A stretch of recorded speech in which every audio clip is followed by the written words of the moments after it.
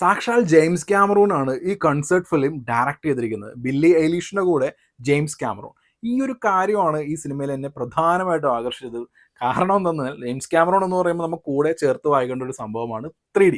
അതെ, ഈ concert film 3D ക്യാമറയിൽ ഷൂട്ട് ചെയ്തിട്ടുള്ള ഒരു കിഡിലൻ സിനിമാറ്റിക് എക്സ്പീരിയൻസ് നൽകുന്ന കൺസെർട്ട് ഫിലിമാണ്. ഇപ്പോൾ 3D എന്ന് പറയുമ്പോൾ നമുക്ക് ഊഹിക്കാം ഒരു കൺസെർട്ടിന്റെ സ്റ്റേജ്, ആ സ്റ്റേജിൽ വരുന്ന ലൈറ്റ്സ് എത്രയൊക്കെ ഉണ്ടാവും നമുക്ക് ഊഹിക്കാവുന്നതേ ഉള്ളൂ. പക്ഷേ യാതൊരുവിധ ഘോസ്റ്റിങ്ങും ഇല്ലാത്ത നല്ല കിഡിലൻ സിനിമാറ്റിക് എക്സ്പീരിയൻസ് ആണ് ഇത് നൽകുന്നത്.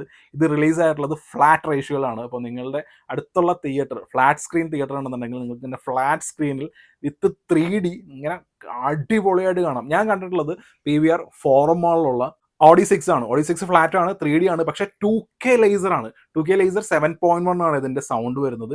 ആ 2K ലേസർ 7.1 കണ്ടിട്ട് പോലും ഒരു 3D, ഞാനൊരു ഗ്ലാസ് വെച്ചിട്ടുണ്ട്, എന്നിട്ട് പോലും ബ്രൈറ്റ്നസ്, കളേഴ്സ് ഒക്കെ വേറെ ലെവലായിരുന്നു. ഞാനതിൻ്റെ വീഡിയോസ് ഓൾറെഡി നിങ്ങൾ കണ്ടു കാണും. അപ്പോൾ ഞാൻ പറയുന്നത് ശരിക്കും പറഞ്ഞിട്ടുണ്ടെന്നുണ്ടെങ്കിൽ, ഞാൻ ഹൈദരാബാദ് പോയപ്പോൾ അല്ലു അർജുൻ്റെ അവിടെ ട്രിപ്ലൈ സിനിമാസിൽ എപ്പിക് ലക്സോൺ സ്ക്രീൻ ഉണ്ട്. അപ്പോൾ എപ്പിക് ലക്സോൺ സ്ക്രീനിലൊക്കെ ആയിരുന്നു ഇത് ഇവിടെ കാണേണ്ടത്. അതല്ലാന്നുണ്ടെങ്കിൽ ഡോൾബി സിനിമയിലൊക്കെ കണ്ടു കഴിഞ്ഞിട്ടുണ്ടെങ്കിൽ വേറെ ലെവൽ എക്സ്പീരിയൻസ് ആവേണ്ടതായിരുന്നു. പക്ഷേ സ്റ്റിൽ ഞാൻ കണ്ടിട്ടുള്ള PVR ഓഡി 6 2K ലേസർ 7.1 ആണെന്നുണ്ടെങ്കിലും ഗംഭീരമായിട്ടുള്ള സിനിമാറ്റിക് എക്സ്പീരിയൻസ് ആയിരുന്നു. ഒരു കൺസേർട്ട് ഉണ്ടല്ലോ, ആ കൺസേർട്ടിന് നമ്മൾ ആ ഒരു ലൈവ് ആ പ്രോഗ്രാമിൽ നിൽക്കുകയാണ്. കാരണം നമ്മൾ 3D കാണുമ്പോൾ ആ ഒരു കൺസേർട്ട് നടക്കുന്ന സ്ഥലത്ത് നമ്മൾ നിൽക്കുന്ന പോലുള്ള ഫീലാണ് അതിൻ്റെ 3D നിൽക്കുന്നത്. അതുപോലെ ഇമേഴ്സീവ് ആയിട്ടുള്ള ഒരു എക്സ്പീരിയൻസ് ആണ്.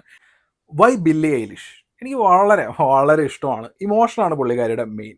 What was I made for എന്ന് പറയുന്ന പാട്ട് ഞാൻ ആദ്യമായിട്ട് കേട്ടപ്പോൾ, അറിയാലോ ബാർബിയിലുള്ളതാണ്. അപ്പോൾ ബാർബി സിനിമ അത്ര വലിയ സംഭവം ഒന്നും അല്ലെന്നുണ്ടെങ്കിലും ഈ പാട്ട് കേട്ട് കഴിഞ്ഞപ്പോൾ ഈ കൺഫ്യൂഷൻ എന്ന് പറയുന്ന ഒരു മാനസികാവസ്ഥ ഉണ്ടല്ലോ, അതിനെ ഇത്ര മനോഹരമായിട്ട് വേറെ ആർക്കും പറയാൻ പറ്റില്ല എന്നൊക്കെ തോന്നും. അതുപോലെ കിഡിലം വർക്കാണ് what was I made four എന്നുള്ളത്. എനിക്ക് തോന്നുന്നു അതിൻ്റെ ഓസ്കറും കാര്യങ്ങളൊക്കെ കിട്ടിയായിരുന്നു ആ പാട്ടിന്. അത് മാത്രമല്ല, ഏത് ഇമോഷൻ ആണെങ്കിലും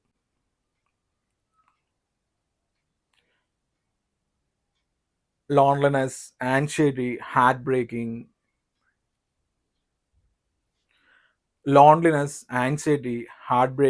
ഓവർ തിങ്കിങ്, ഇങ്ങനെ ഏത് ഫീലാണെങ്കിലും എന്താണെന്നുണ്ടെങ്കിലും ബില്ലിയുടെ അടുത്ത് അതിനുള്ള മരുന്നുണ്ട്. അതായത് ബില്ലിയുടെ പാട്ടുകളാണ്. ഈ പാട്ടുകൾ കേട്ട് കഴിഞ്ഞിട്ടുണ്ടെന്നുണ്ടെങ്കിൽ വളരെ പതിഞ്ഞ ശബ്ദമാണ്, പക്ഷേ ഇങ്ങനെ പതുക്കെ പതുക്കെ ആ ഒരു ഇമോഷൻ, നമ്മുടെ കോർ ഇമോഷൻ എന്താണോ അതിനെ ടച്ച് ചെയ്ത് അതിനെ അങ്ങോട്ടേക്ക് കൊണ്ടുപോകുന്ന, പിന്നീടും ഇങ്ങനെ പതുക്കെ പതുക്കെ ആയിട്ട് പിച്ച് കയറി വരുന്നുണ്ട്. ആ ഒരു എനിക്ക് ബില്ലിയുടെ പാട്ട്, അതിൻ്റെ ലിറിക്സ് ആണെന്നുണ്ടെങ്കിലും പുള്ളിക്കാരി ആ പാടുന്ന വിധമാണെന്നുണ്ടെങ്കിലും ഐ എം എ ഫാൻ. ഇനി മറ്റുള്ള സിംഗേഴ്സൊക്കെ ആയിട്ട് താരതമ്യം ചെയ്യുകയാണെന്നുണ്ടെങ്കിൽ ബില്ലി എയിലിഷ് ഒരിക്കലും ഒരു ഗ്ലാമർ താരമല്ല. ബാക്കിയുള്ളവരെ പോലെ ഇങ്ങനെ തിളങ്ങുന്ന ഡ്രസ്സുകളൊക്കെ ഇട്ട് ഒരു പാട്ട് കഴിയുമ്പോൾ നെക്സ്റ്റ് പാട്ടിന് വേറെ കിഡിലം കോസ്റ്റ്യൂംസ് ഒക്കെ ഇട്ട് വരുന്ന അങ്ങനെയായിട്ടുള്ള ഒരു സിംഗറെ അല്ല ബില്ലി എയിലിഷ് എന്ന് പറയുന്നത്. ബാക്ക്ഗ്രൗണ്ടിൽ ഡാൻസേഴ്സോ കാര്യങ്ങളോ ഒന്നും ബില്ലിയുടെ പ്രോഗ്രാമിൽ നിങ്ങൾക്ക് കാണാൻ സാധിക്കില്ല. ഇതിനെക്കുറിച്ചൊക്കെ ഈ കൺസേർട്ടിന് മുമ്പ് നടക്കുന്ന കുറച്ച് കാര്യങ്ങളിൽ ബില്ലി തന്നെ ഡീറ്റെയിൽ ആയിട്ട് ഞാൻ പറയുന്നുണ്ട്. ആക്ച്വലി ഈ കൺസേർട്ടിൽ മൊത്തത്തിൽ ഒരു ഓവർ സൈസ്ഡ് ആയിട്ടുള്ള ഒരു ഡ്രസ്സ് മാത്രമേ ബില്ലി ധരിക്കുന്നുള്ളൂ. ബാക്ക്ഗ്രൗണ്ടിൽ ഞാൻ നേരത്തെ പറഞ്ഞ പോലെ ഡാൻസേഴ്സോ കാര്യങ്ങളൊന്നുമില്ല. ബില്ലി കണക്ട് ആവുന്നത് ഓഡിയൻസ് ആയിട്ടാണ്. ഇത് നമുക്ക് ഈ കൺസേർട്ട് സ്റ്റാർട്ട് ചെയ്ത് ഒരു 10 മിനിറ്റ് കഴിയുമ്പോൾ തന്നെ നമുക്ക് മനസ്സിലാവും.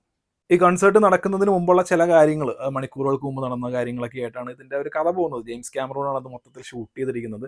അപ്പോൾ അതിനകത്ത് ഈ കൺസേർട്ട് നടക്കുന്ന സ്റ്റേജ് ഉണ്ടല്ലോ, ആ സ്റ്റേജിൻ്റെ അവിടെ തന്നെ ടെൻറ്റ് വാടകയൊക്കെ എടുത്തിട്ട് ഫാൻസ് അവിടെ താമസിക്കുന്നതൊക്കെ ഉണ്ട്. അപ്പോൾ ഇവരുടെ മുമ്പിലേക്ക് ബില്ലി എയിലിഷ് ഒരു മുകളിൽ ഒരു ഗ്ലാസിൻ്റെ അവിടെ വെച്ചിട്ട് അവരത്ത് കൊട്ടി വിളിക്കുന്നുണ്ട്. അപ്പോൾ ഈ ഫാൻസ് പെട്ടെന്ന് അപ്രതീക്ഷിതമായിട്ട് ബില്ലിയെ കാണുമ്പോൾ ഉള്ള റിയാക്ഷൻസും കാര്യങ്ങളൊക്കെ ഈ കൺസേർട്ടിൽ വളരെ വളരെ ബ്യൂട്ടിഫുൾ ആയിട്ടുള്ള മൊമെൻറ്റ്സ് ആണ്. ഇത് കണ്ടുകൊണ്ടിരിക്കുമ്പോൾ നമുക്കൊരു സന്തോഷം തോന്നും.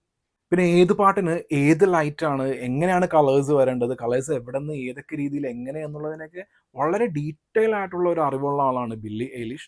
അത് ഈ കൺസേർട്ട് നടക്കുന്നതിന് മുമ്പ് ആ സ്റ്റേജിൻ്റെ അവിടെ എത്തിയിട്ട് ഇത് അങ്ങനെ ഇത് ഇങ്ങനെ എന്നൊക്കെ പറയുന്നത് സത്യം പറഞ്ഞിട്ടുണ്ടെങ്കിൽ അത് എനിക്കൊരു പുതിയ അറിവായിരുന്നു. കാരണം ഇത്രയും ലൈറ്റ്, സൗണ്ട്, ഇതിനെക്കുറിച്ചൊക്കെ വളരെയധികം ജ്ഞാനമുള്ള ഒരാളാണ്. ഇപ്പോൾ സാക്ഷാൽ ജെയിംസ് ക്യാമറൂണാണ് എടുത്തിരിക്കുന്നത്. ഇപ്പോൾ ജെയിംസ് ക്യാമറൂണോട് ഈ കാര്യങ്ങളൊക്കെ ഇവർ ഡിസ്കസ് ചെയ്യുന്ന കാര്യങ്ങളൊക്കെ അതൊരു രസമുള്ള ഒരു ഇതാണ്. അപ്പോൾ ഈ കൺസേർട്ട് നടക്കുന്നത് മാത്രമല്ല, അതിൻ്റെ ഇടയിൽ ഇവർ നടക്കുന്ന ഒരു കോൺവെർസേഷൻസ്, അപ്പോൾ അതിനകത്ത് എത്രത്തോളമൊക്കെ ബില്ലി എയിലിഷ് എന്ന് പറയുന്ന ഒരു സെലിബ്രിറ്റി, ആ സെലിബ്രിറ്റിയുടെ പേഴ്സണൽ ആയിട്ടുള്ള കാര്യങ്ങളും നമുക്കിതിൽ കാണാൻ സാധിക്കും. പെറ്റ്സിനെ എങ്ങനെയാണ് നോക്കുന്നത്, പിന്നെ ഫാൻസിനെ എങ്ങനെയാണ് കാണുന്നത് എന്നുള്ളത്.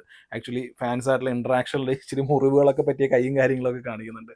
അതൊക്കെ രസമായിരുന്നു. അതുകൂടാതെ ബാക്കിയുള്ള സിംഗേഴ്സ് എല്ലാവരും ഒരു ഗ്ലാമറസ് ബോഡിയൊക്കെ ഇങ്ങനെ ആ രീതിയിലൊക്കെ ഫ്ലോണ്ട് ചെയ്തൊക്കെയുള്ള പാട്ടും കാര്യങ്ങളൊക്കെ വരുമ്പോൾ വൈ ബില്ലി എയിലിഷ് അതിൽ നിന്നൊക്കെ ഡിഫറെൻ്റ് ആയിട്ട് നിൽക്കുന്നു എന്നുള്ളതിനൊക്കെ വളരെ വ്യക്തമായിട്ടുള്ള കൃത്യമായിട്ടുള്ള മറുപടി ബില്ലിയുടെ അടുത്തുണ്ട്. അതൊക്കെ കാണാനും കേൾക്കാനും ഒക്കെ വളരെ രസമായിരുന്നു. പിന്നെ ജെയിംസ് ക്യാമറൂൺ 3D ക്യാമറ, അതുകൂടാതെ ഇവർ വേറെ സെപ്പറേറ്റ് ക്യാമറയും കാര്യങ്ങളുണ്ട്. അവർ കറക്റ്റ് പോയിന്റ് ഓഫ് വ്യൂവിൽ കിട്ടുന്ന ആ രീതിയിലൊക്കെ ഉള്ള കുറേ മാരകമായിട്ടുള്ള ഷോട്ട്സ് കാര്യങ്ങളൊക്കെ നമുക്കിതിൽ കാണാം. പിന്നെ ഞാൻ പറഞ്ഞല്ലോ, നല്ല രീതിയിൽ സൗണ്ട് കാലിബ്രേറ്റ് ചെയ്തിട്ടുള്ള ഒരു തിയേറ്ററിലാണ് ഞാൻ ഈ പടം കണ്ടത്. അതുകൊണ്ട് തന്നെ ഇതിൻ്റെ ബേസ്, പിന്നെ ഇതിൻ്റെ ബില്ലിയുടെ ബ്രീത്തിങ്, പിന്നെ ക്രൗഡ് പാടുമ്പോൾ ഉള്ളത്, പിന്നെ ഒരു സൈലൻസ്, ഈ ഒരു ഇമോഷണൽ സംഭവങ്ങളൊക്കെ ഉണ്ടല്ലോ. 1 മിനിറ്റോളം സൈലൻ്റ് ആയിട്ട് നിൽക്കാൻ ബില്ലി തന്നെ ഒരു പാട്ടിന് മുമ്പ് പറയുന്നുണ്ട്. അപ്പോൾ അതിന് മുമ്പുള്ള ആ ഒരു കാര്യങ്ങളൊക്കെ കൃത്യമായിട്ട് തന്നെ നമുക്കത് ഫീൽ ചെയ്യാൻ പറ്റുന്നുണ്ടായിരുന്നു. പിന്നെ 3D ആയതുകൊണ്ട് തന്നെ മുമ്പിൽ നിൽക്കുന്ന ആളുകളുടെ തല, പിന്നെ അവരുടെ കൈ, ഈ സംഭവങ്ങളൊക്കെ നമുക്ക് കാണാൻ പറ്റുന്നതുകൊണ്ട് തന്നെ നമ്മളുടെ ഒരു പെരിഫറൽ വ്യൂ കറക്റ്റാണ്. നിങ്ങളൊരു ആ ഒരു രീതിയിലുള്ള ഒരു സീറ്റിലാണ് നിങ്ങൾ ഇരിക്കുന്നതെന്നുണ്ടെന്നുണ്ടെങ്കിൽ ഐ ബെറ്റ്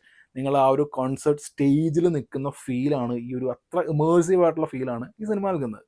പിന്നെ ഫാൻസ് എന്തുകൊണ്ടാണ് ബില്ലിയായിട്ട് ഇമോഷണലി കണക്റ്റ് ആവുന്നത് എന്നുള്ളതിൻ്റെ ഫാൻസിൻ്റെ തന്നെ കുറച്ച് ബൈറ്റ്സും കാര്യങ്ങളൊക്കെ ഉണ്ട്. പിന്നെ ബില്ലി പാടുമ്പോൾ ഈ ഫാൻസിൻ്റെ ഫേസ്, ആ ഒരു റിയാക്ഷൻ, അവരുടെ അതൊക്കെ കാണുമ്പോൾ തന്നെ നമുക്ക് മനസ്സിലാവും why Billie Eilish is so important to them എന്നുള്ള ആ കാര്യങ്ങളൊക്കെ ഉണ്ടല്ലോ. ഇവർ തന്നെ പറയുന്നുണ്ട്. അതൊക്കെ ആ പാട്ടിൻ്റെ ഇടയിൽ പിന്നെ ഈ ഒരു കാര്യങ്ങളൊക്കെ വരുമ്പോഴേക്കും നിങ്ങൾ ആദ്യമായിട്ടാണ് ബില്ലി എയിലിഷിൻ്റെ ഒരു ഷോ കാണുന്നതെന്നുണ്ടെന്നുണ്ടെങ്കിൽ, അല്ലെങ്കിൽ ബില്ലി എയിലിഷിനെ കുറിച്ച് ഒന്നും അറിയില്ല നിങ്ങൾ, അങ്ങനെ അപ്പോൾ ഈ സിനിമ കാണാൻ വേണ്ടി ജെയിംസ് ക്യാമറോൺ എന്നുള്ള പേരിന് വേണ്ടിയാണ് വന്നത് നോക്കുക. അപ്പോൾ എൻ്റെ ഫ്രണ്ട് രാഹുൽ, പുള്ളിക്കാരന് ബില്ലി എയിലിഷിനെ കുറിച്ചേ അറിയില്ല, പക്ഷേ ജെയിംസ് ക്യാമറോൺ എന്നുള്ളൊരു പേര് കണ്ടതുകൊണ്ട് മാത്രം വന്നതാണ്. 3D പടമാണ്, ഫ്ലാറ്റാണ്, അങ്ങനെയൊക്കെ അറിഞ്ഞുകൊണ്ട് വന്നതാണ് പുള്ളിക്കാരൻ. പക്ഷേ കണ്ടു ഇറങ്ങി കഴിഞ്ഞിട്ടുണ്ടെങ്കിൽ ബില്ലി എയിലിഷ്, ഷീസ് ഗുഡ്, സംതിങ് എന്തോ ഉണ്ട്, എന്തോ പ്രത്യേകത ഉള്ളൊരു സിംഗറാണെന്നുള്ളൊരു ഫീല് നിങ്ങൾക്ക് ഉറപ്പായിട്ട് ലഭിക്കും.